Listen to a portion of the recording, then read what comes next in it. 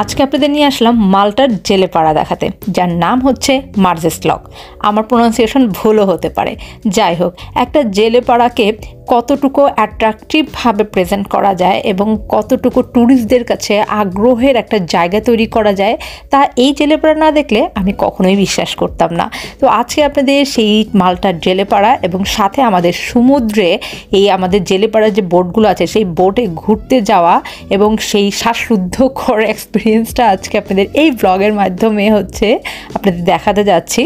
মাল্টার কয়েকটা শহরের মধ্যে যেখানে আপনাকে যেতেই হবে, তার মধ্যে কিন্তু এই মার্জেস লকটা হচ্ছে অন্যতম। তার বিশেষত্বই হচ্ছে এটা একটা জেলেপাড়া হওয়া সত্ত্বেও এটা একটা ট্যুরিস্ট স্পট এবং এটা সবচেয়ে বেশি পপুলার পেয়েছে। এখানকার যে বোটগুলো খুবই ট্র্যাডিশনাল, মাল্টার যে ট্র্যাডিশনাল বোটে ওরা যে বোটগুলোতে ফিশিং করতে যায়, মাছ ধরতে যায়, সেই বোটগুলো খুবই কালারফুল এবং খুব সুন্দর করে প্রেজেন্ট করা।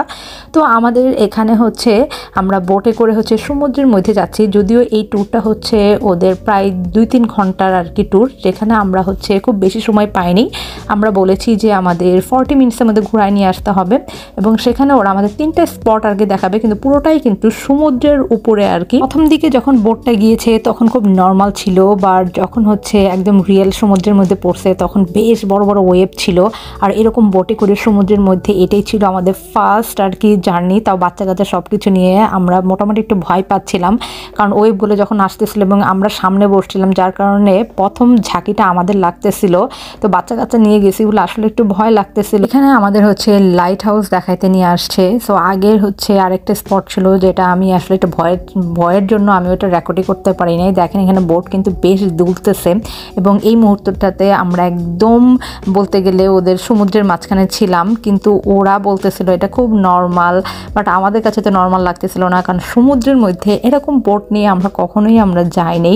তো এটা হলো ব্যাক টাইম ছিল, বেশ একটু আমাদের মতো যারা ভয় পান তারা এই ট্যুরটা না করাই আমার মনে হয় বেটার হবে, কারণ একদম সমুদ্রের মধ্যে এই টাইপের নৌকাগুলো একটু কিন্তু দুলে এবং ভালোই আর কি দুলে। এবং এইখানে একটা বিশাল বড় একটা শিপ ছিল, সেই শিপের মাঝখানে আমাদের বোটটাকে একদম ছোট লাগতেছিল। তো যাই হোক, তখন আমরা ব্যাক করতেছিলাম, ব্যাক করে আমরা সন্ধ্যায় হয়ে গেছে, জাস্ট আমরা একটু হাঁটলাম ওই পাশটা। এবং এখানে কিন্তু সানডেতে অনেক ফিশের মার্কেট আর কি বসে, যারা ওগুলো এক্সপ্লোর করতে যান তারা সানডেতে যেতে পারেন। সন্ধ্যার সময় দেখলাম ওরা টেবিল চেয়ার পেতে দিচ্ছিল হারবারের পাশেই, এবং পাশের রেস্টুরেন্ট ছিল। ডিনারের টাইমে অনেক টুরিস্ট এখানে আসতেছিল। আসলে এই এক্সপিরিয়েন্সটা খুবই ভালো ছিল, যদিও প্রাইস কিন্তু এখানে বেশ এক্সপেন্সিভ ফুডের। তো যাই হোক, খুব চমৎকার একটা এক্সপিরিয়েন্স তখন আমরা ব্যাক করছি। সো আজকের মতো এই জেলেপাড়া ব্লগ থেকে বিদায় নিচ্ছি। ভালো থাকবেন, বাই।